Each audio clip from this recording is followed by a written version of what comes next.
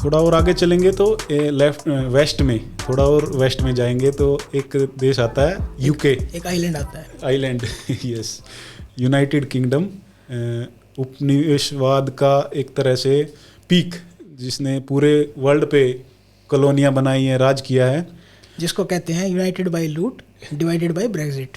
Yes.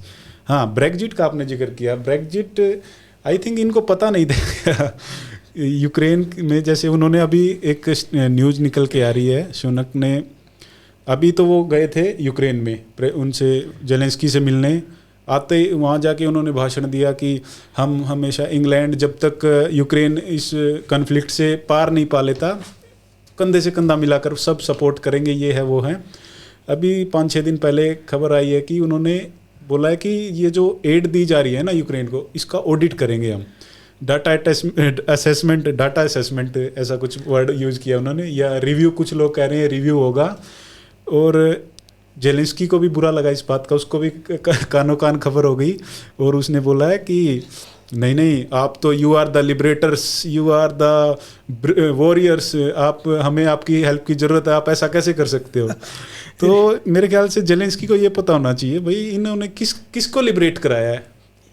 अंग्रेजों ने ही कब्जा किया हुआ था ना, वो खुद से ही लिबरेट करते थे, मतलब अंग्रेजों से ही लिबरेट कराया, एक तरह से आप ये कहना चाहते हो, या फिर वो अभी भी डिल्यूजनल माइंडसेट में जी रहे हैं कि नहीं नहीं, मतलब यूएसए और यूके जो एक तरह से कलेक्टिव फोर्स था यूक्रेन के पीछे, जो अब तक सपोर्ट करता आ रहा था, क्या उसको पता चल गया कि भाई चलो इसका तो काम तमाम होना यूक्रेन का काम हो गया है, अभी धीरे धीरे करके जैसे शिफ्ट करते हैं ईरान पे। हाँ, मोदी जी ने कोरोना को, लॉकडाउन को फेज वाइज हटाया था ना, तो वो फेज स्टार्ट कर दिया आई थिंक ऋषि सुनक ने ट्वीट किया था कि Britain knows what it means to fight for freedom, और Zelensky we are with you always, कि हम तुम्हारे साथ खड़े हैं, जब लड़ाई ख़त्म होने वाली होगी तो तुम्हें दबाने के लिए हम सारे साथ आ जाएंगे, तुम्हारी कब्र खोदने में हम सब साथ होंगे, तो तुम्हें जो शहीद बनाएंगे, मार्टर बनाएंगे ना, उसमें हम सब साथ होंगे, जेलेंस्की अब तुम्हारे साथ हैं बिल्कुल।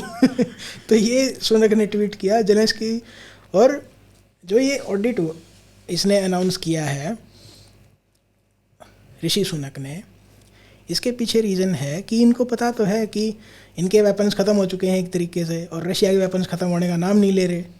रशिया ने 5.5 लाख की मिलिट्री इनके बॉर्डर पे लगा रखी है, और एक तरीके से रशिया फेवरेबल क्लाइमेट का वेट कर रहा है अटैक करने के लिए।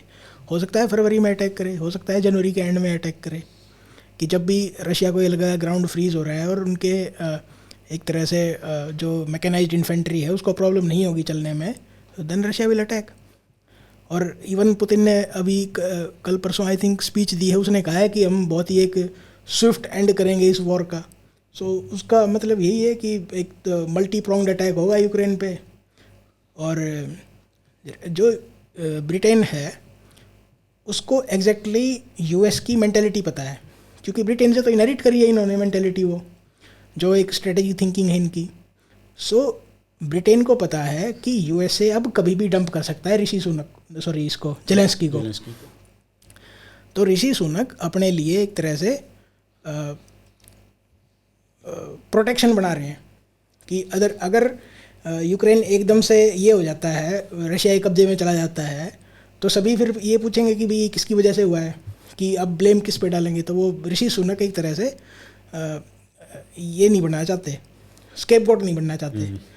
तो उस टाइम वो ये कह सकते हैं कि मैं जेलेंस्की से मिल के आया था और मुझे पहले से ही चोर लग रहा था, इसकी आंखों में चोरी लग रही थी मुझे, तो मैंने आते ही ये कहा कि ऑडिट करो जेलेंस्की का, इसने सारे वेपन्स को बेच दिया है, और जितने वेपन्स हमने इसको दिए थे इसने उनका यूज़ नहीं किया सही से, और रशिया के ऊपर चलाने के बजाय इसने वेपन्स ब्लैक मार्केट में बेच दिए।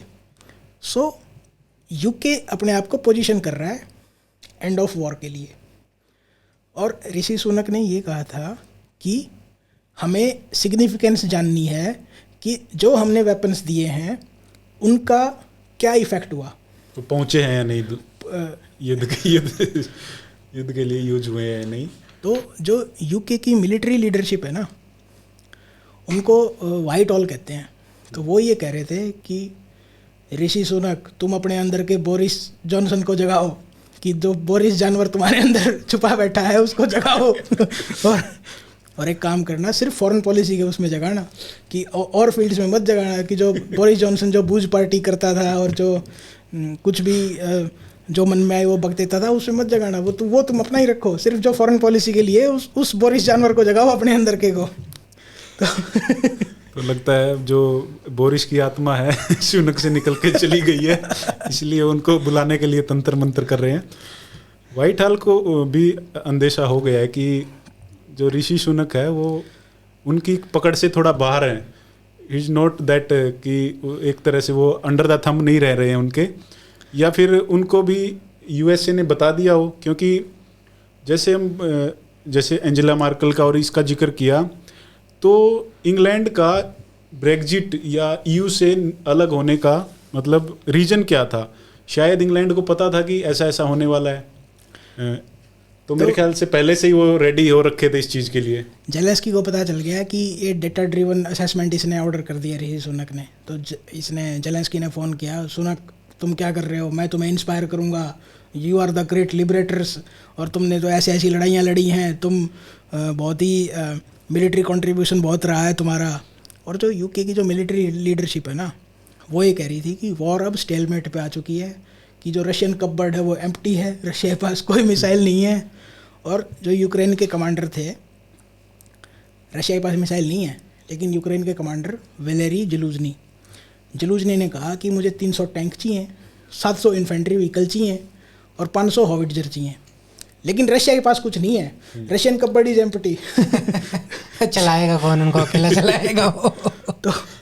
तो हम ये क्वेश्चन पूछना चाहेंगे कि जो ये 300 टैंक मांग रहा है, इसको कौन चलाएगा? वो और उसका भूत सोल्जर तो है नहीं इनके पास चलाने के लिए। तो उनको लग रहा होगा ना कि जैसे नाटो से आते रहे हैं सोल्जर, अब भी आते रहेंगे, ट्रेंड वो भी। हाँ, तो जो मिलिट्री है यूके की, वो तो पैसे बना लिए, जितने हथियार जाएंगे उनको तो फ़ायदा है, तो डेप्ट होगा वो तो यूके की पब्लिक भरेगी, उनका क्या जा रहा है। और वो भी जो यूक्रेन का कमांडर है उसको बड़ा पैसे देने हैं टैंक के। हाँ भाई 300 आने दो, अरे 50 और आने दे, कोई नहीं।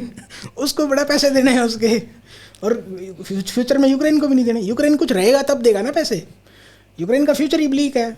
ऐसा लगता है यूक्रेन एज ए कंट्री ना रहे तो इनका डेप्ट कौन देगा? इतने सारे जो वेपन्स इन्होंने दिए हैं यूक्रेन को, उसका अमाउंट कौन देने वाला है? इनका टैक्स पेयर देगा, यूके का या यूएस का या जर्मनी का या फ्रांस का, दे विल हैव टू पे। और जो इनके एक तरह से जो एमुनिशन खाली हो चुका है इनका, नेटो का और यूएस यूके का फ्रांस का, सो उसके लिए टैक्स पेयर दोबारा पैसे देगा, टैक्सेशन बढ़ाया जाएगा, एक तरह से जुल्म बढ़ेगा, गरीबी आएगी। इंग्लैंड का सेंट्रल बैंक तो बहुत दिन से कह रहा है कि ऐसी गरीबी की लहर आएगी कि इन्होंने देखी नहीं होगी आज तक। So bad times are ahead.